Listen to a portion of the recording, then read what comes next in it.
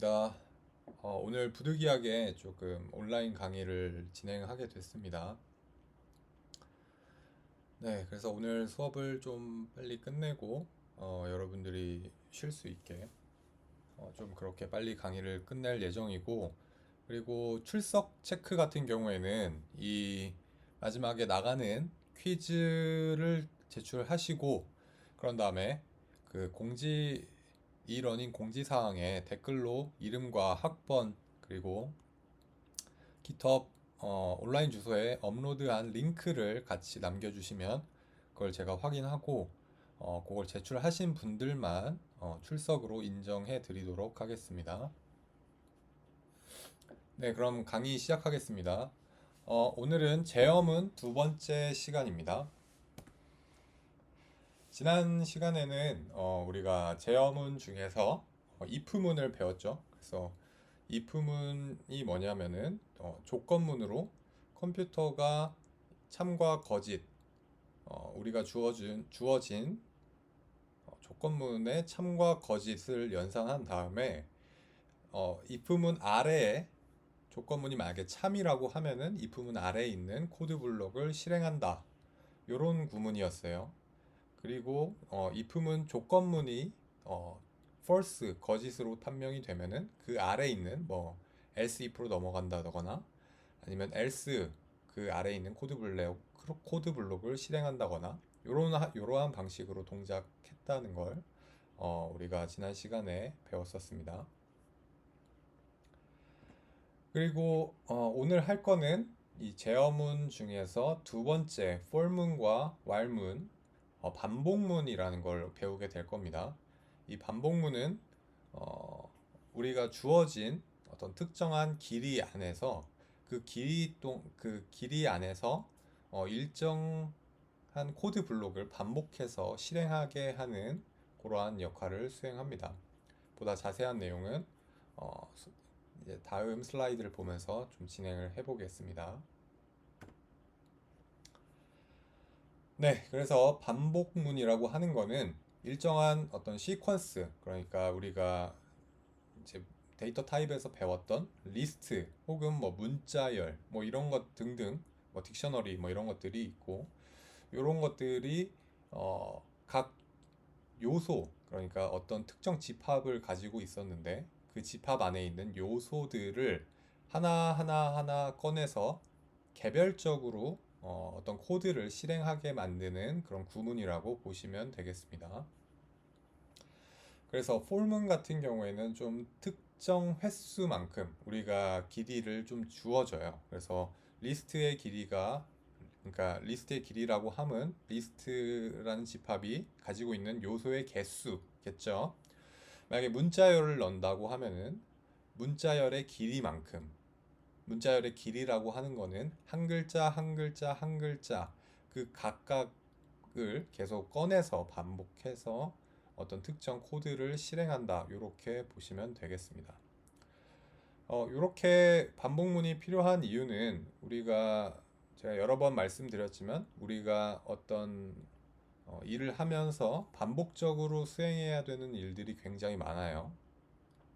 그런 것들을 어떤 이제 for문이나 while문 같은 파이썬에 내장되어 있는 이런 제어문들을 사용하게 된다면 우리가 조금 더 시간을 단축하고 효율적으로 일을 처리할 수 있다. 뭐 이렇게 말씀을 드린 적이 있었는데 우리가 좀 더 반복되는 어떠한 일들을 컴퓨터를 통해서 이 계산기를 통해서 조금 더 쉽고 빠르게 처리하기 위해서 이러한 반복문을 쓴다. 이렇게 보시면 되겠습니다.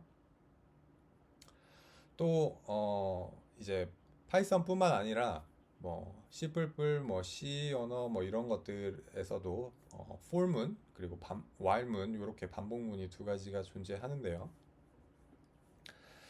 그래서 이번 시간에 이런 파이썬의 for문, while문 이런 것들을 아시게 되면은 다른 언어에서도 이제 반복문에 대해서 조금 더 쉽게 접근하실 수 있다. 뭐 이런 내용이 있고 그리고 마지막으로 오늘 배울 게 for문하고 while 반복문 이렇게 두 가지가 있는데 그 두 개의 차이점이 무엇인지 이런 것도 비교해 보시면서 강의를 보시면 좋을 것 같습니다.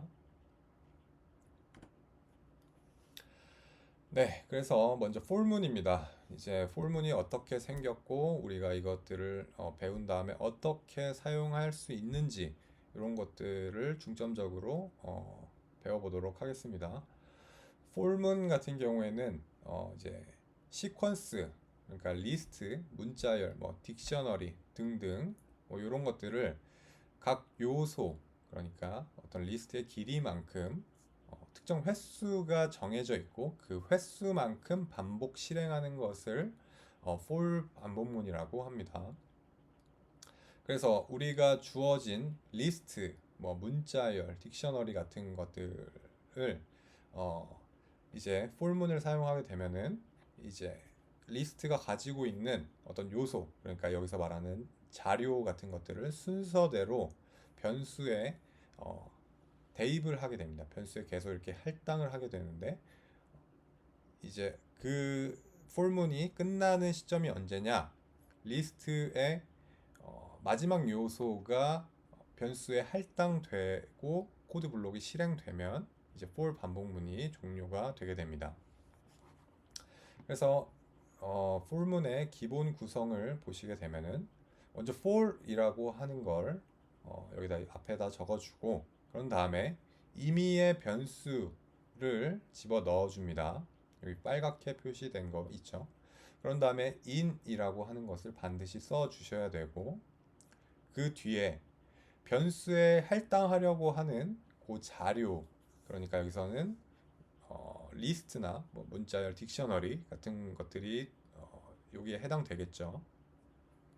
그런 다음에 콜론을 찍어주고 그 다음 라인에 들여쓰기를 항상 해준 다음에 이제 변수의 자료가 할당되는 동안에 수행할 문장을 이렇게 써주면 되겠습니다. 그게 한 줄이 될 수도 있고 두 줄이 될 수도 있고 뭐 100줄이 될 수도 있는데 이렇게 있는 것들을 폴문 아래 들여쓰기 다음으로 있는 요 코드들을 코드 블록이라고 합니다. 지금부터 하나씩 차근차근 살펴보도록 하겠습니다. 기본적으로 맨 첫 번째 줄 우리가 if문 했을 때도 if를 쓰고 그 뒤에 어떤 논리 연산이라던가 이런 것들 판단할 조건문을 주었었죠. for문도 마찬가지로 for이라고 하는 단어를 먼저 쓴 다음에 변수와 in 그런 다음에 변수에 할당하려고 하는 그 자료 구조를 넣어주게 됩니다. 그래서 여기 변수 할당 가능한 자료에는 이제 딕셔너리, 뭐 문자열, 리스트 뭐 이런 것들이 포함되고 콜론을 반드시 찍어 주셔야 됩니다. 그렇게 되면은 여기 변수 할당 가능한 자료 뭐 어떤 집합 구조가 되겠죠. 리스트나 딕셔너리 이런 것들. 그러면은 리스트에 있는 인덱스 0번에 해당하는 애가 먼저 와서 이 변수에 담기게 됩니다. 변수에 할당됐다는 얘기예요. 그러면은 위 코드 라인에서 새로운 변수가 여기 생겼으니까 이 아래에 있는 코드 블록에서 이 변수 데이터를 할당한 변수를 우리가 불러서 쓸 수 있는 거예요. 그래서 다시 말하면은 우리가 어떤 집합 구조 안에 있는 요소들을 하나씩 꺼내서 무언가 반복해야 되는 상황. 예를 들면은 구구단 같은 거, 구구단은 2단부터 9단까지가 있죠. 그러면은 리스트로 여기서 2, 3, 4, 5, 6, 7, 8 땡땡땡 9까지 우리가 써야 할 자료가 있는 거고 그 변수들을 우리가 만약 2단을 먼저 만들려고 하면은 2를 먼저 꺼내서 변수에 넣어야겠죠. 그 2단을 사용하려고 하는 이 변수를 아래 2 곱하기 1, 2 곱하기 2, 2 곱하기 3, 뭐 기타 등등 해가지고 또 여기서 반복문을 쓰는 이러한 구조로 만들 수가 있겠죠. 뭐 이거는 조금 이중 반복문을 써야 돼서 좀 쉽지 않은 예제인 것 같은데 뭐 예를 들면은 우리가 어떤 사람들의 이름을 가지고 있는 뭐 학적 사항 기록부 뭐 이런 게 있다고 가정을 해봅시다. 그래서 한 사람 한 사람을 꺼내서 그 사람이 어떤 이름을 가지고 있는지를 컴퓨터에 출력을 하고 싶다고 가정을 해봅시다. 그러면은 요 변수 할당 가능한 자료 안에는 사람들 리스트로 사람들 이름이 한 사람 한 사람 홍길동, 철수, 뭐 영희, 뭐 등등 뭐 이렇게 있겠죠. 그런 사람들을 한 명 한 명 한 명씩 불러서 컴퓨터에 한 번 한 번 한 번 출력을 하고 싶다 했을 때는 여기에 이름을 넣고 그 사람 리스트가 가지고 있는 요소, 그러니까 사람들의 이름을 요 변수에 담는 거고, 프린트 해가지고 리스트에서 꺼낸 요 변수를 출력해라, 프린트 괄호하고 요 변수를 하면은 리스트가 가지고 있는 요소들이 다 한 번씩 이렇게 할당될 때까지 프린트를 계속하게 되는 구조. 이런 식으로 기본 반복문이 동작한다고 보시면 되겠습니다. 그래서 변수를 조금 더 자세히 보시면은 변수 같은 경우에는 본인이 원하는 임의의 값으로 설정이 가능해요. 그래서 변수 할당 가능한 자료로부터 요소를 하나씩 할당받게 되는 거죠. 여기 만약 리스트로 구성되어 있으면 리스트 0번, 1번, 2번, 3번이 우리가 직접적으로 변수에다가 리스트 0번 변수 이렇게 지정하지 않더라도 한 번 한 번 한 번씩 순차적으로 알아서 자동적으로 반복하게 됩니다. 그런 다음에 이 변수가 어떠한 동작을 하게끔 만들려면은 요 아래 폴문 바로 아래에다가 코드 블록을 만들어 줘야 되는데 그 코드 블록을 만들기 위해서는 이렇게 들여쓰기를 반드시 해줘야 된다는 거 잊지 마시길 바랍니다. 들여쓰기 하는 방법은 탭 키를 눌러서 공백을 생성한 뒤에 그 뒤에 이 해당 변수가 반복될 어떤 코드를 여기다 이렇게 작성을 해주시면 되겠습니다. 네, 그래서 이 들여쓰기가 된 상태에 있는 것들을 코드들을 이제 여러 줄의 구문들을 코드 블록이라고 하는데 이 들여쓰기가 다시 첫 번째 줄 폴문과 같은 위치, 같은 선상에 있게 되면은 여기까지만 폴문, 들여쓰기가 되어 있는 것까지만 폴문에 해당하는 코드 블록이다. 이렇게 인식을 하게 됩니다. 그래서 만약에 폴문이 뭐 리스트의 길이가 5가지였으면은 5개였으면은 뭐 이렇게 해서 5번 반복하고 다 끝난 다음에는 폴문 다음에 들여쓰기가 되지 않은 요 코드 블록 아래에 있는 그냥 일반 구문을 다시 실행하도록 되어 있습니다. 그래서 이제는 예제를 하나씩 보면은 폴문은 기본적으로 어떤 우리가 특정한 반복 작업들을 해야 될 때, 뭐 아까 말했던 출석부에서 사람을 한 명 한 명 한 명 꺼내서 이제 이름을 호명해야 될 때, 이런 것들이 있을 때, 요렇게 아래 예제와 같이 먼저 변수 할당 가능한 자료 뭐 이렇게 해가지고 우리가 반복적으로 어떤 집합 안에서 요소 꺼내고 싶은 것들을 이렇게 집합 구조로 만들고, 여기서는 과일이라고 하는 것들 중에서 사과, 바나나, 딸기 이렇게 포함된 게 있는데 이런 것들을 우리가 일일이 인덱스 0번 호출, 인덱스 1번 호출, 인덱스 2번 호출 이렇게 하지 않더라도 for 반복문을 쓰게 되면은 여기 스펠링에 주의하세요. fruit s가 붙었죠. 그래서 여기 변수 할당 가능한 자료에다가 넣고 그리고 for문과 in을 쓰고 그런 다음에 임의의 변수, 여기서는 저는 fruit이라고 썼는데 여기 이렇게 하게 되면은 사과가 이 fruit에 한번 할당이 되고 프린트에서 요 fruit 사과가 한번 출력되는 거고 그 다음에 두 번째로 있는 요 요소 바나나가 여기서 이렇게 플루트에 할당이 자동적으로 되게 되는 거고, 할당이 되고 난 다음에 이제 프린트를 이렇게 과일 바나나를 출력하고, 여기서 코드 블록이 이제 끝났으면 다시 마지막 요 집합 구조의 마지막 요소인 딸기를 요 플룻에 할당하고 다시 요 아래로 내려가서 요 프린트 플룻 해가지고 마지막 요소인 딸기를 순차적으로 화면에 출력하게 됩니다. 그래서 이 폴문을 나중에 이제 또 좀 보시면 헷갈리실 수가 있는데, 오른쪽에서 왼쪽으로 가고 요 아래로 실행되게 되는 거예요. 그래서 요 플룻에 있는 집합 구조에서 뭔가를 하나 꺼내서 여기 플룻 요 임의의 변수에 담고, 그때부터 우리가 요 플룻이라고 하는 요 변수에서 뭔가 조작을 하거나 코드를 실행하거나 연산을 하고 싶을 때 이 우리가 임의로 할당한 요 변수를 요 아래에 있는 코드 블록으로 가지고 와서 실행을 할 수가 있는 거예요.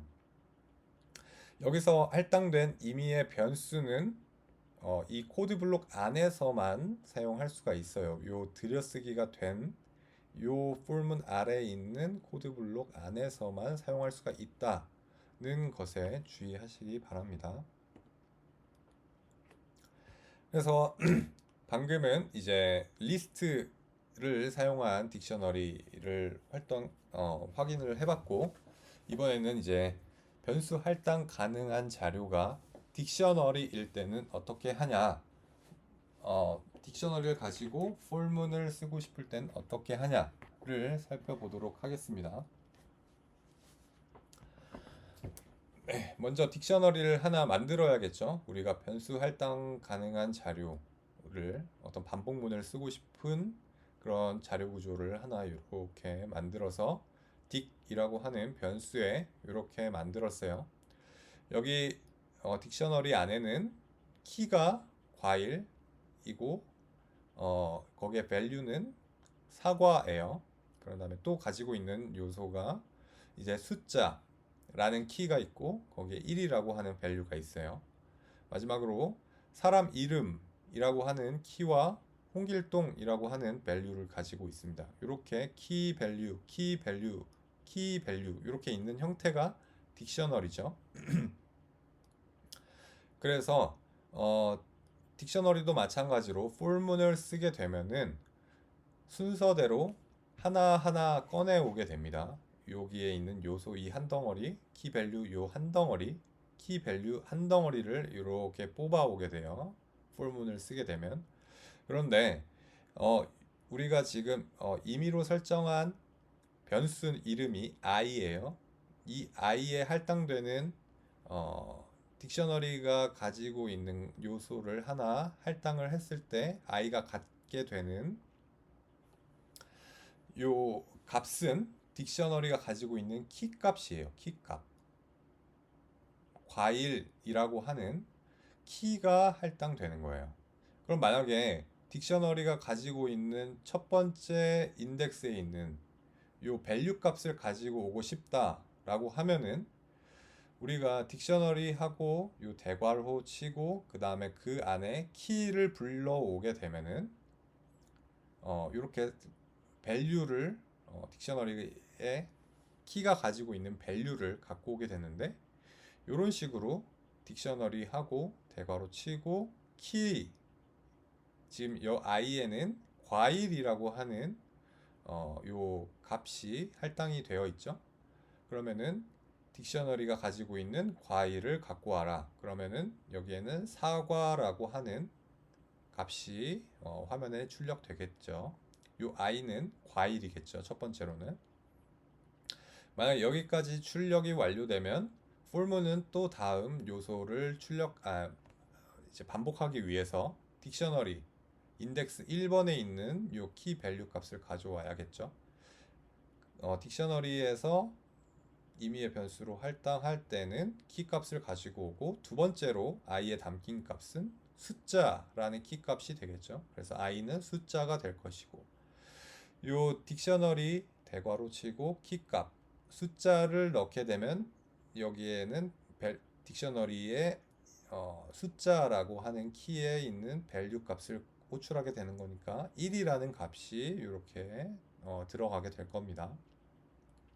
그리고 화면에 이렇게 출력이 끝나게 되면은 마지막으로 딕셔너리가 가지고 있는 요소, 요 사람 이름과 홍길동 요것들을 폴문으로 가져와야겠죠. 그래서 딕셔너리 마지막 요소 요 중에서 이 키값 사람 이름이라고 하는 게 i에 할당되고 요 i가 요 프린트에 의해서 사람 이름이 출력될 것이고 딕셔너리가 가지고 있는 키 중에서 이제 폴문에 의해서 마지막으로 출력되는 이 키값이 사람 이름이니까 딕셔너리의 키 사람 이름 홍길동이 밸류로 호출되게 되겠죠. 그래서 딕셔너리 같은 경우에는 이러한 방식으로 폴문을 사용하게 됩니다. 문자열도 이와 다르지 않은 방법으로 실행되게 됩니다. 그래서 한글이라고 하는 변수에 가나다라마바사라는 우리가 문자열을 할당하게 되면 이것들을 한 글자씩 출력하고 싶다 라고 했을 때 for 이번에는 변수에다가 우리가 임의로 J라는 알파벳을 넣었고 그리고 in을 쓰고 한글이라고 하는 요 변수 반복되고 싶은 요 자료 구조를 넣었습니다.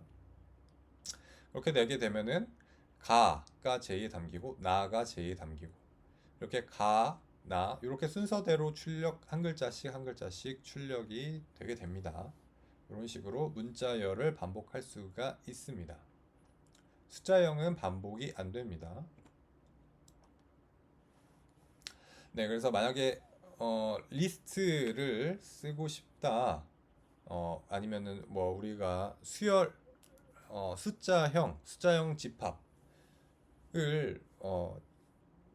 이제 반복문으로 써야 되는 일들이 많이 있잖아요. 그래서 우리가 지난 시간에 배웠던 어떤 특정한 수열을 만드는 함수가 있었어요. 그 함수가 뭐냐면 range라고 하는 함수인데 요 range라는 함수를 쓰게 되면은 첫 번째 어떤 특정한 숫자들의 집합 구조를 만드는 건데 시작과 끝을 정해서 시작한 숫자로부터 이제 마지막 숫자까지 값이 1씩 증가를 하면서 있는 이러한 특정한 수열 집합을 우리가 뭐 리스트에다 직접 숫자를 다 입력하지 않더라도 이렇게 집합 구조를 만들 수가 있었어요. 만약에 뭐 2씩 증가하는 기본적으로 레인지에 내장되어 있는 게 1씩 증가하도록 이렇게 함수가 구성되어 있는데 그게 아니라 뭐 한 3씩 증가하고 싶다. 3씩 증가하게 하고 싶다. 이렇게 하면은 뭐 숫자를 하나 더 써서 이렇게 만들었었죠. 그런 것처럼 이렇게 레인지 함수를 써가지고 시작할 어떤 수열이 시작할 특정한 지점을 쓰고 그리고 이제 수열이 종료될 지점 그러니까 그 수열이 어떤 특정한 마지막 집합 구조를 가지게 될 요 숫자를 입력해 주는데 여기서 중요한 거는 요 마지막 숫자는 포함이 안 돼요. 그래서 요 마지막 시작 끝점은 항상 마이너스 1까지만 수열이 생성이 된다는 거 요거를 반드시 기억해 주셔야 됩니다. 그래서 숫자들의 집합을 반복하고 싶을 때는 이렇게 range 함수를 써서 변수 할당 가능한 이러한 자료를 만들고 그것들을 임의의 변수에 이렇게 담아서 for 반복문을 쓴다라는 것입니다. 이거를 하나씩 출력하는 거를 생각해 보게 되면은 range라는 함수로 0부터 9까지의 특정한 수열을 만들었어요. 그래서 그것들을 하나 꺼내서 뭔가 반복문을 쓰고 싶을 때 뭐 예를 들면 뭐 구구단을 만든다거나 아니면은 뭐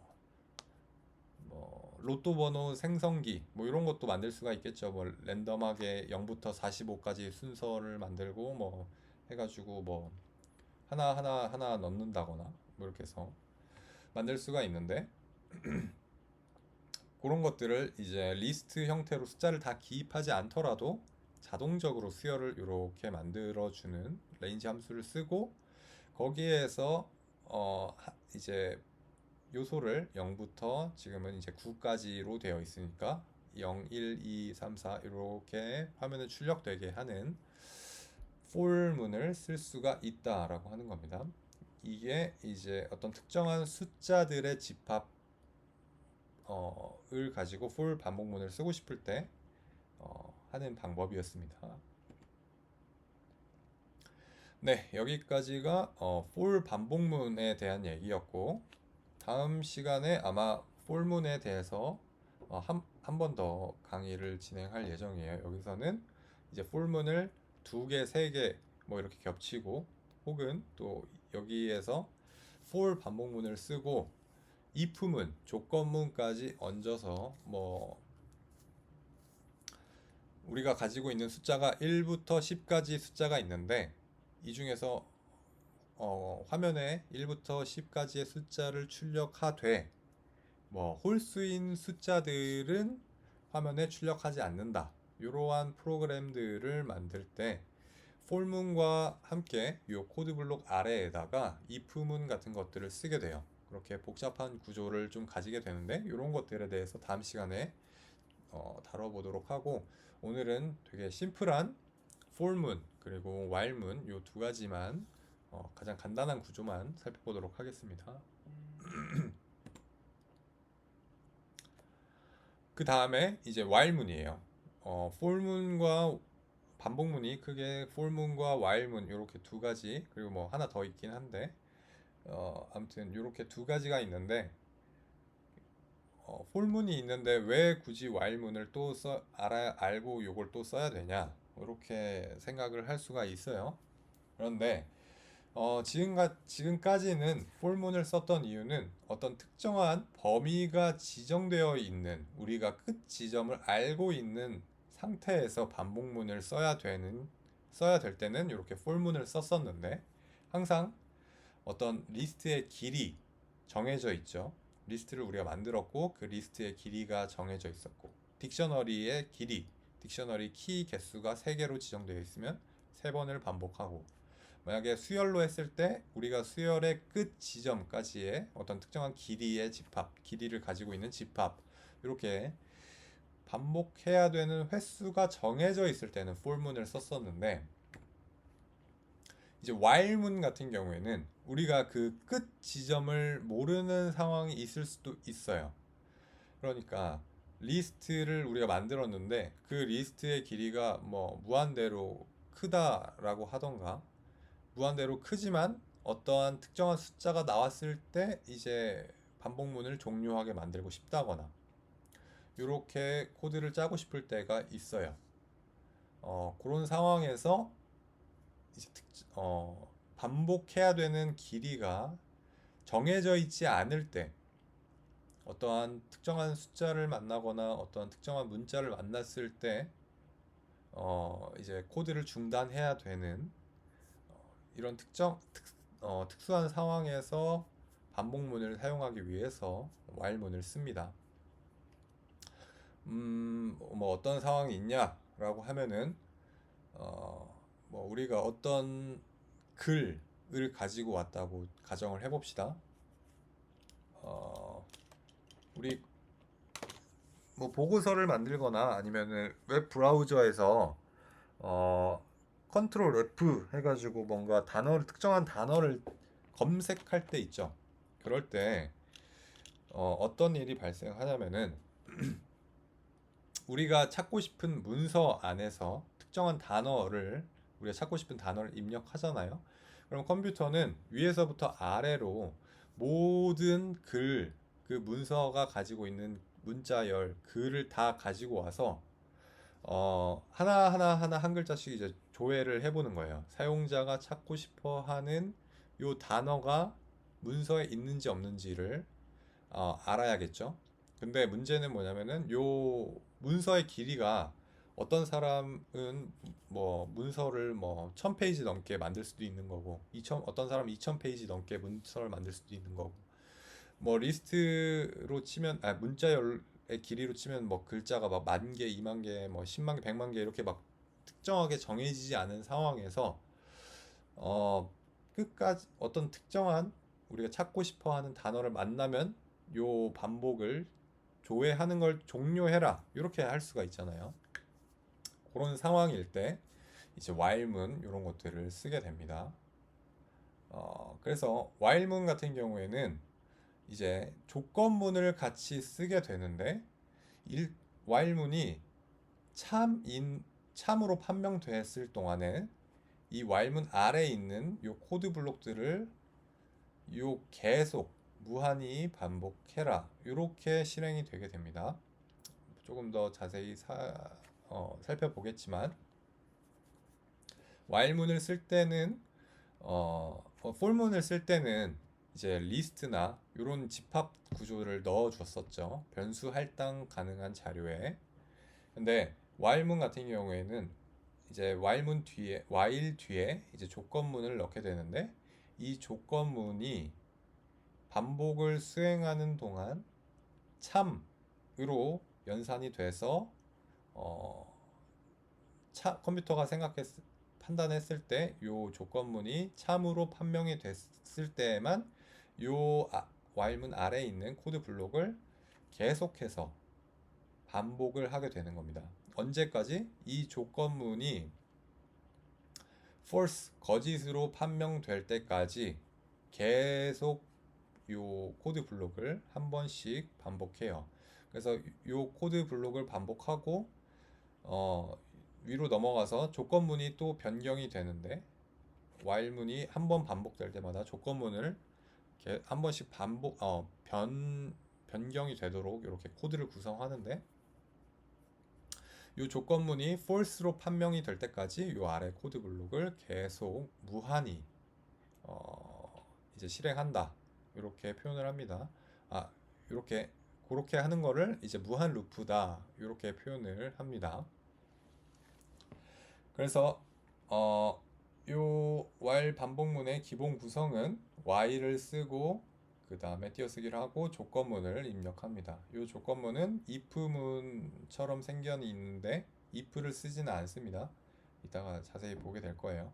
그 조건문을 쓰고 그런 다음에 콜론을 찍고 이제 변수의 자료가 이제 할당되는 동안 이렇게 수행할 코드 블록 이렇게 있습니다. 이렇게 뒤에 이제 while문은 참일 때만 계속 반복이 되는데 만약에 이제 계속 반복을 하다가 이 조건문이 이제 거짓으로 되는 이런 상황에서는 이렇게 else까지 써서 이 조건문이 이 while 반복문이 끝나면 요걸 해라 뭐 이런 식으로도 쓸 수가 있습니다. 요건 우선 생각하지 않고 조금 더 자세히 살펴보면 이 조건문 같은 경우에는 이제 참과 거짓의 연산이 가능한 이러한 문장을 넣게 됩니다. 그래서 논리 연산이 가능한 이제 결과값이 불린 값으로 나타날 수 있는 이러한 문장들을 사용하게 됩니다. 그리고 조건문 뒤에는 반드시 이 콜론을 입력해 줘야 돼요. 그래서 한번 예제를 보면 이런 식으로 조건문을 쓰게 됩니다. 우리가 if 조건문을 배웠을 때는 여기에 if를 썼었죠.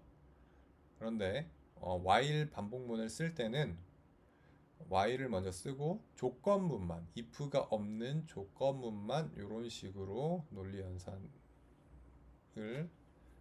연산이 필요한 이 조건문을 쓰게 됩니다. 그래서 컨텐츠에 사과 같은 배라는 변수가 담겨 있는데 이 컨텐츠가 사과랑 같냐 라고 물어보는 거예요. 그래서 이 컨텐츠가 사과라면은 참이니까 사과입니다를 무한히 반복할 것이고 이 컨텐츠가 사과가 아니라면은 사과가 아닌 것이 else로 여기 조건문이 거짓임으로 판명이 됐으니까 요 더 이상 while문은 반복하지 않고 else 구문으로 넘어가서 사과가 아닌 다른 것이므로 코드 실행을 중지합니다. 이렇게 출력하고 반복문을 종료하게 됩니다. 이렇게 해서 보면 되고, 뭐 아래에 있는 것들은 for문과 똑같이 들여쓰기를 하고 반복해야 되는 while문의 while 반복문 안에 있는 조건문이 참일 경우에 반복할 코드들을 들여쓰기를 쓰고 이렇게 코드 블록을 써주면 되겠습니다. 그래서 else 같은 경우에 조건문이 거짓일 때 실행할 코드를 이렇게 작성을 해준다는 겁니다. 그래서 요건 아까 봤고, 그러면은 여기서 이 반복문이 while 반복문이 범위 설정이 없잖아요. 그 범위 설정은 없고 조건문으로만 이제 제어를 하게 되는데, 그러면은 도대체 언제 종료를 하게 될 건가를 이 조건문으로 좀 정해줘야 돼요. 그래서 우리가 이 while문을 제어하기 위해서 어느 시점에 종료를 하게 될 것인가를 정하기 위해서 이제 우리가 뭐 브레이크를 써서 이러한 while 반복문을 제어한다거나 아니면 조건문을 어떻게 잘 활용해 가지고 반복문을 제어하는 방법이 있어요. 그것들을 한번 살펴보겠습니다. 우선은 요 아래 있는 글들을 좀 읽어보면 1이라고 하는 숫자가 요 number라고 하는 변수에 담겨 있어요. 그런 다음에 이 코드를 만든 사람이 뭔가 계속해서 반복문을 쓰고 싶나 봐요. 그래서 while을 썼죠. 그래서 뒤에는 조건문이 올 거고 넘버에 할당된 변수가 5보다 작냐라는 조건문이 있어요. 지금 현재는 넘버가 1이고 1로 할당되어 있고 1은 5보다 작으니까 참이죠. 그래서 while 반복문 코드 블록을 실행하게 됩니다. 그래서 이 아래에 있는 들여쓰기 된 프린트 한 곳으로 넘어가서 화면에 출력해요. 넘버가 가지고 있는 변수는 무엇이다. 뭡니까? 여기서는 1이죠. 1을 화면에 출력해요. 그리고 이 같은 코드 블록, while문 아래에 있는 코드 블록 다음 줄에 있는 거, 요 프린트 다음 줄에 있는 넘버에다가 넘버가 가지고 있는 숫자에다가 1을 더해서 넘버에다가 할당해라. 이런 식으로 코드가 구성되어 있어요. 다시 넘버가 가지고 있는 숫자에 1을 더해서 넘버에 다시 할당해 로 while문 코드 블록이 만들어져 있어요.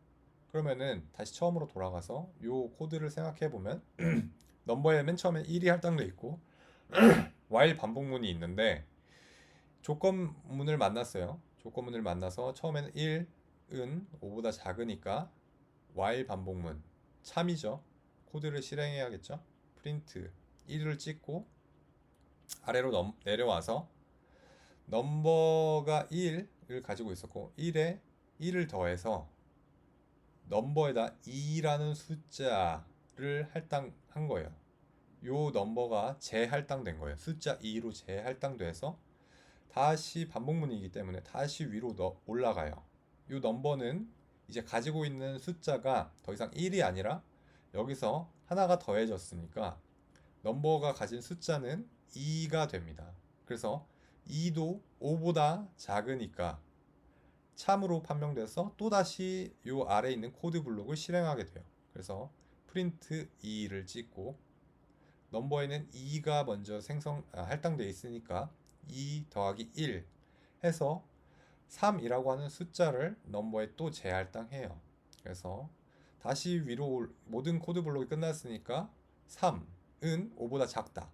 여기도 3을 또 출력하고 3에 하나를 더해서 4도 5보다 작으니까 4를 출력하고 4 더하기 1 5라는 숫자를 넘버에 다시 재할당하고 여기서 조건문을 다시 만나요. 근데 여기는 5라는 숫자는 5보다 작지 않죠? 여기 만약에 같다라는 등호가 하나 있었으면 5는 5보다 작거나 같다 이렇게 했으면 참인데 5가 5보다 작다라는 말은 거짓이죠. 그럼 여기서 이제 반복문이 while 반복문이 종료가 되는 거예요. 여기서 이 조건문이 이제는 거짓으로 false로 바뀌었네가 돼서 while문의 코드 블록을 반복을 while문이 가지고 있는 코드 블록의 반복을 종료하고 else로 넘어가서 변수가 넘버가 가지고 있는 변수가 5 이상이면 종료합니다를 출력하고 요 모든 while문은 종료가 되게 됩니다. 여기까지 이해가 되셨기를 바랍니다. 이런 방식으로 조건문을 활용해서 이제 조건문을 활용해서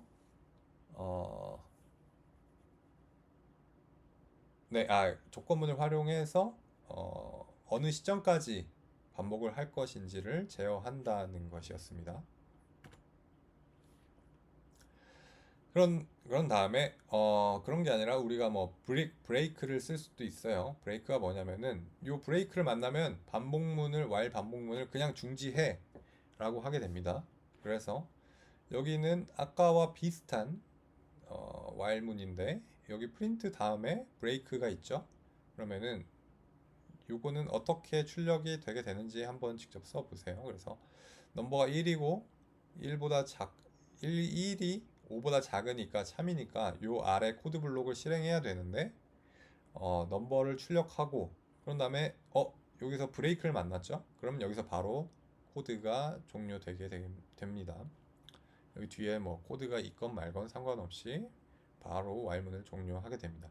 그러면은 지금 같은 경우에는 시작하자마자 브레이크를 만나서 여기서 while문이 바로 종료됐는데 그런 게 아니라 뭐 5보다 작냐 하고 넘버에 숫자를 1씩 더해가면서 반복하고 있었는데 뭐 예를 들어서 if문을 여기 하나 추가적으로 더 만든다고 하면 만약에 넘버가 3이면 이 반복문을 종료해라 라고 하고 싶을 땐 여기다 if 뭐 넘버 3인 경우에 브레이크 이렇게 코드를 if문까지 써서 브레이크까지 달아주면 우리가 원하는 상황에서 while문을 종료할 수가 있어요.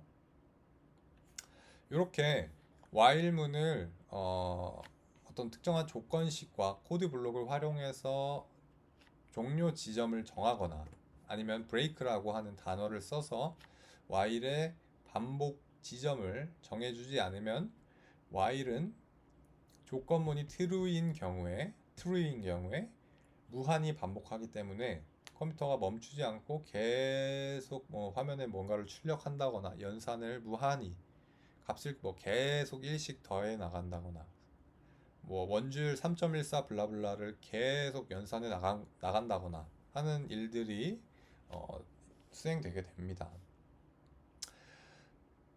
그래서 다시 조금 여기까지가 이제 while문에 대한 설명이었고 크게 for문과 while문의 차이는 반복 시점이 정해져 있냐 그렇지 않냐는 것이었고 for문 같은 경우에는 변수 할당 가능한 자료 리스트나 딕셔너리 문자열 아니면 숫자들의 집합 이런 것들을 사용해서 시작과 끝이 정해져 있는 어떤 리스트의 길이 딕셔너리의 키의 개수 문자열의 길이 수열의 길이 이런 것들로 반복해야 되는 끝 지점이 정해져 있는 반면 while은 반복해야 되는 지점이 정해져 있지 않고 우리가 그 while 반복문을 제어하기 위해서는 조건문과 코드 블록을 활용해서 어떤 특정 지점에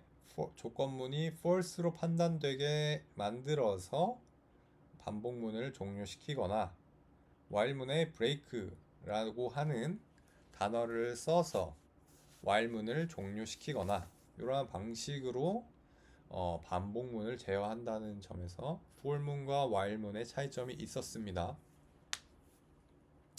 여기까지가 이번 주 수업 내용이었습니다. 다들 고생하셨고 이제 그 퀴즈를 풀어보도록 하겠습니다.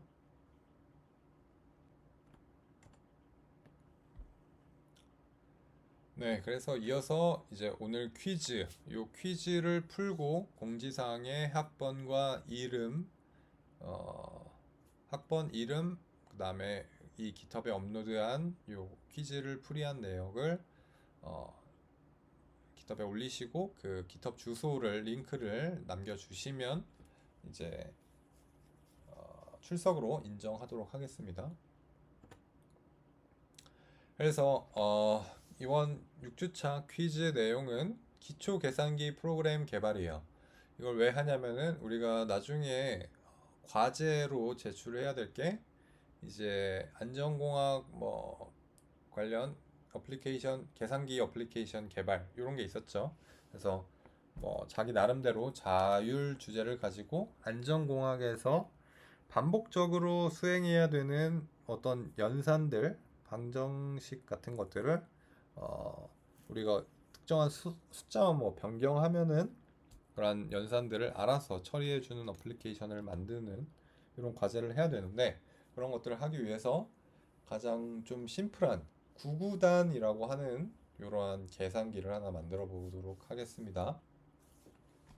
퀴즈 내용을 좀 살펴보면 개똥이라고 하는 사람이 유아용 교육 앱을 개발하는 회사에 취직했다.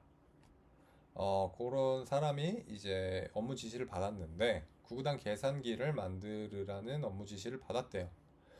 그래서 이 사람이 해야 되는 일을 상사로부터 명세서를 통해서 받았는데 이 명세서를 따라서 프로그램을 만들어라 하는 내용입니다. 그래서 유아용 구구단 프로그램을 개발하는 건데 아이가 입력한 구구단 단수에 맞춰서 모든 구구단을 출력하는 프로그램입니다. 그래서 예를 들어서 아이가 19라는 숫자를 입력하면은 1 곱하기 1부터 19 곱하기 19 단까지 모두 출력하고 그 다음에 1단의 경우 1 곱하기 원래는 9구단 하면은 뭐 2 곱하기 9 하면 9구단이 끝났잖아요. 그런데 그런 게 아니라 1 곱하기 19까지 출력하도록 돼야 됩니다. 그래서 아이가 몇 단까지 보고 싶냐라고 하면은 이제 명령 프롬프트를 사용자와 이제 인터랙하기 위해서는 이제 인풋 함수를 우리가 계속해서 썼었죠. 요 인풋 함수를 써야 되고 인풋 함수를 사용할 때는 안내 문구를 넣어줘야 되는데 몇 단까지 출력할까요? 라고 사용자한테 먼저 물어보고 요 문구를 사용해서 만약에 19라는 숫자를 입력받게 되면은 1부터 19단까지 주르르륵 반복문을 통해서 출력을 해야겠죠.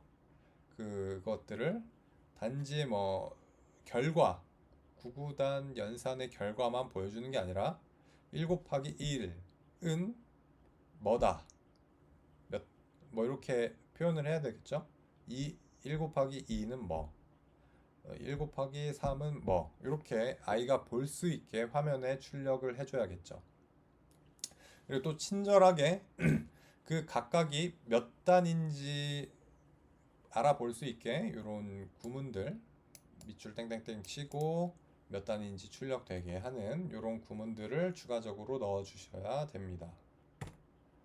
그래서 간단한 1단을 먼저 반복문으로 만들어 보세요.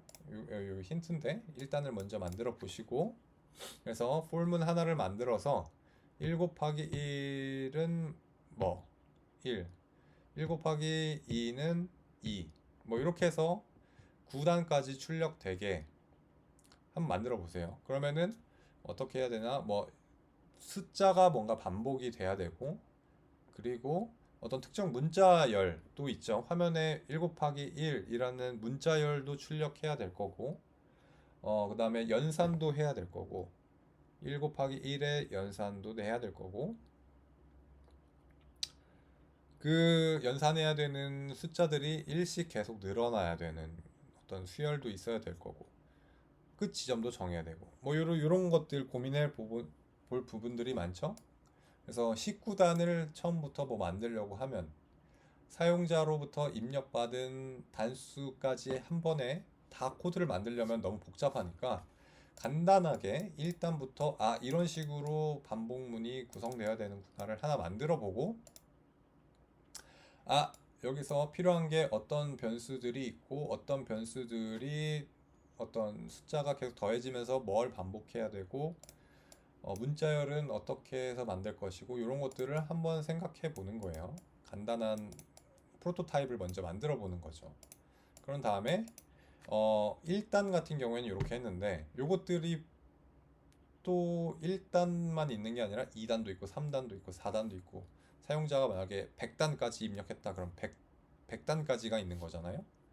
그렇게 반복문을 하나 더 써줘야 됩니다. 폴문 안에, 코드 블록 안에 또 폴문이 들어가는 형태가 돼야 되는데, 이런 것들이 어떻게 이루어져야 되는 건지, 반복문의 어떤 시작과 끝 지점을 어떻게 제어할 것인지, 여기서 많이 고민을 해 보시기 바랍니다. 그래서 사용자 이거는 그건데, 사용자로부터 이제 인풋을 통해서 데이터를 입력받잖아요. i가 뭐 숫자 19단까지 출력해줘 라고 하면 19라는 숫자를 입력할 건데, 우리가 input이라고 하는 함수는 사용자로부터 입력받은 어떤 글자들을 무조건 숫자로 인식하는 게 아니라 무조건 문자열로 인식했었죠. 이런 것들을 어떻게 다시 숫자로, 사용자로부터 받은 문자를 어떻게 숫자로 바꿀 것인가, 이런 것들을 고민을 해봐야겠죠. 그리고 화면에 뭐 출력할 때 문자열로 표현해야 된다거나, 연산을 할 때는 숫자로 해야 된다거나, 뭐 등등 이런 데이터 타입에 대한 것들을 주의하시면서 코드를 만드시기 바랍니다. 네, 이렇게 요거는 뭐 무시하셔도 될 것 같고, 코드 반복적인 부분이 어떤 것인지를 좀 생각해 보시면 되는데, 여기 함수라는 것은 무시하시면 됩니다. 함수로 만들 필요는 없어요. 어떻게 코드가 반복되는지를 조금 잘 고민을 해 보시기 바랍니다. 네, 여기까지가 수업 내용이었습니다. 감사합니다.